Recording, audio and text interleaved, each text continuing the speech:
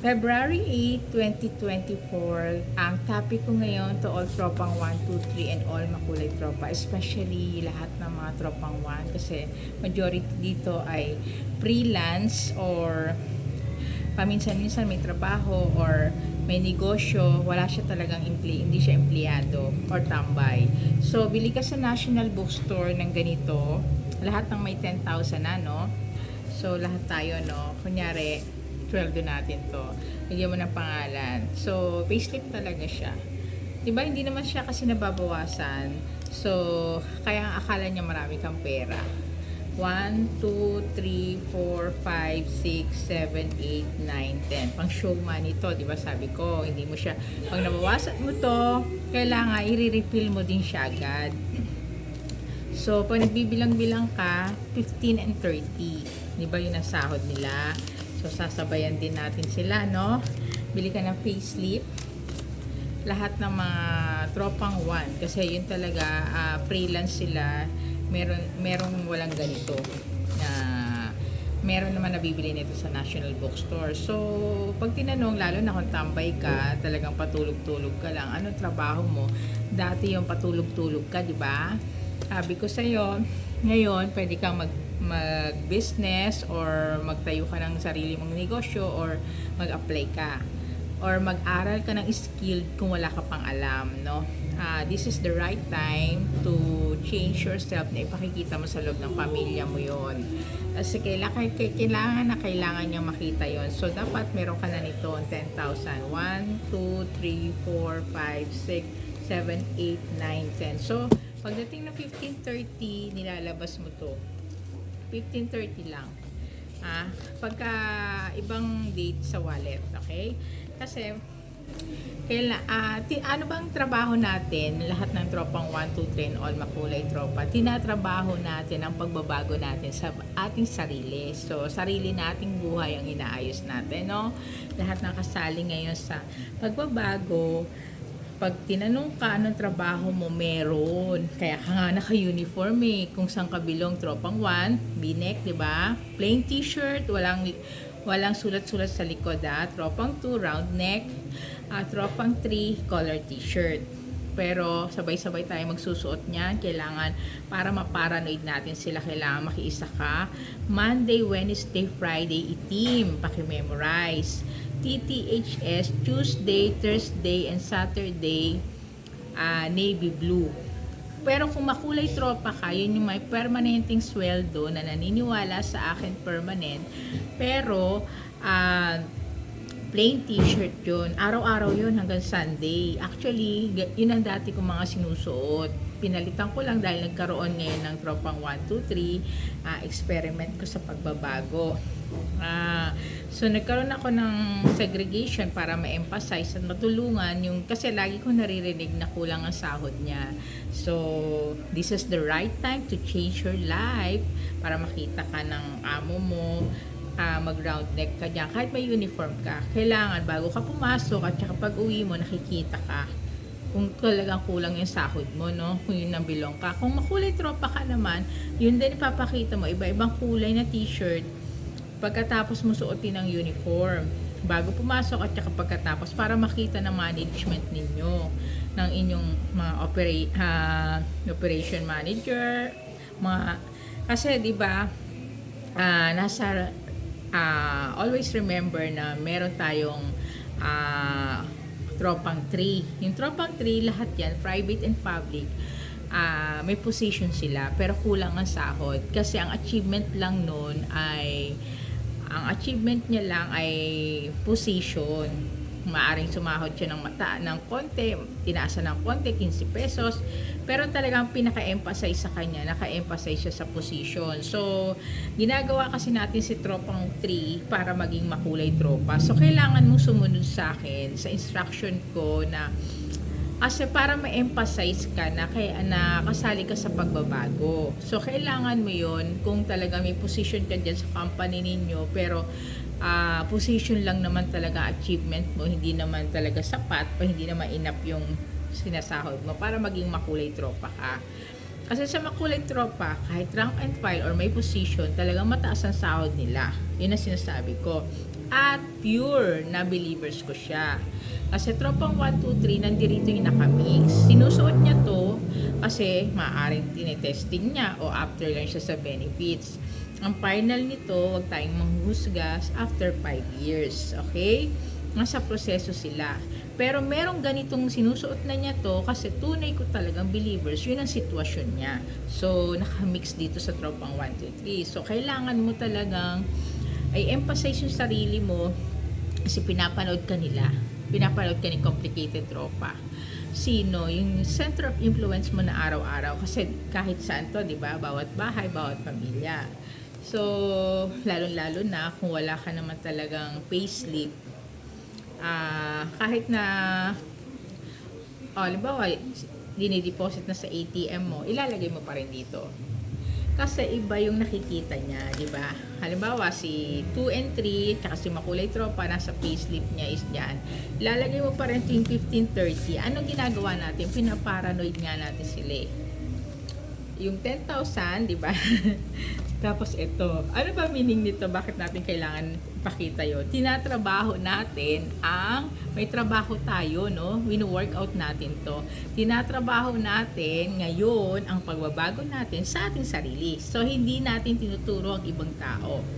So, bawat hawak mo, itong damit mo, may meaning. Priority kang magbago, priority kang sa benefits.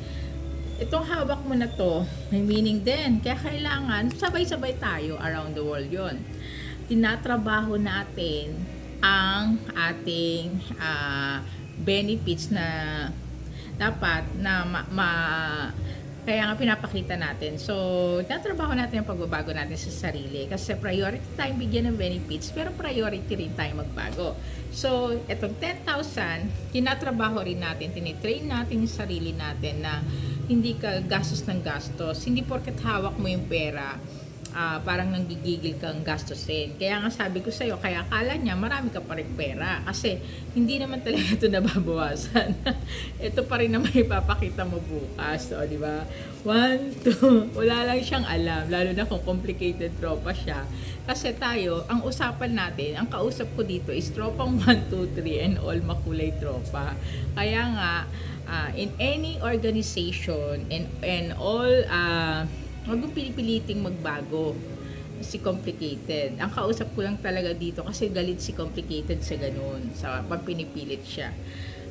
Kaya nga sa any organization, in any workplace or business place, dapat nakaseparate na po lahat ng Complicated tropa, kaliwa.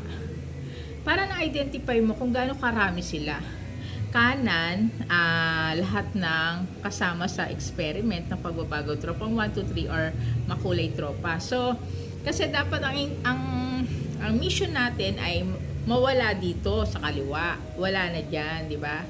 Kahit na walang laman na yan, parang ano na siya, yung corridor na pwedeng daan-daanan, pwede yun. Ibig sabihin na sa tropang 1, 2, 3 or makulay tropa na sila ngayon. Pero pagka para kitang-kita, naka-transparent kung gaano karami yung kasali sa pagbabago. Yun. Kaya ganon. Hindi nila kasi may separate meetings sa mga tropang 1, 2, 3 and all makulay tropa para walang gulo, di ba? Kasi siya naman sarado isip ni Complicated Tropa Kaya nga after 5 years na experiment, hindi niya makikita dapat nakaapag-abroad na sila. Yan, hindi niya makikita yung gulay, demo ng gulay tsaka prutas. Ang makikita niya na talaga, rampant is alak, sugal. Kung ano yung hiling niya.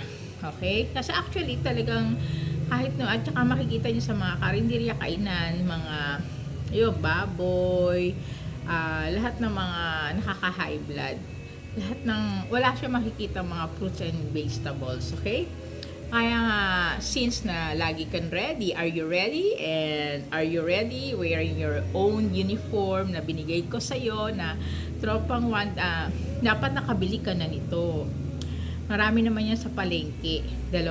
Pwede ka mag-add to cart din sa Lazada, anywhere.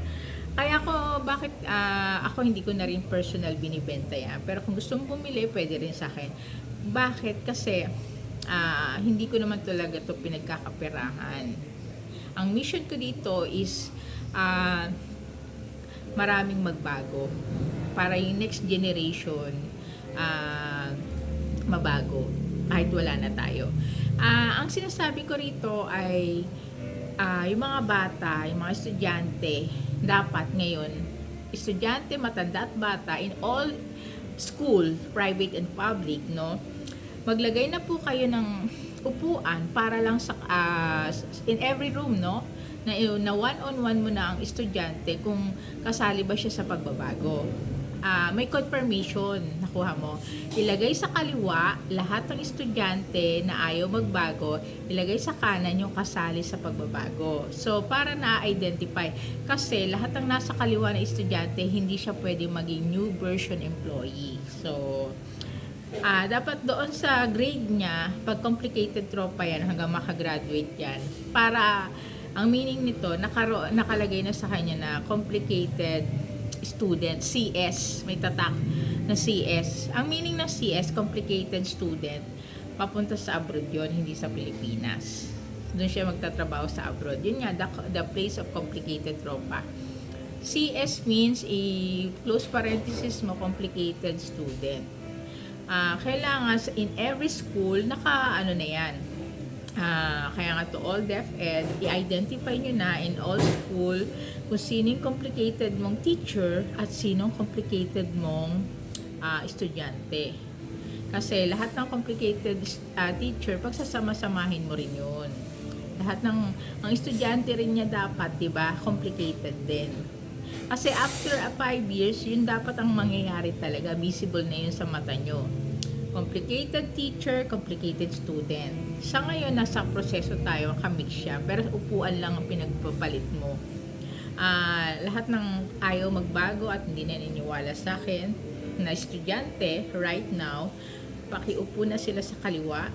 Lahat ng naniniwala sa akin at gusto ng pagbabago, paupo na sila sa kanan.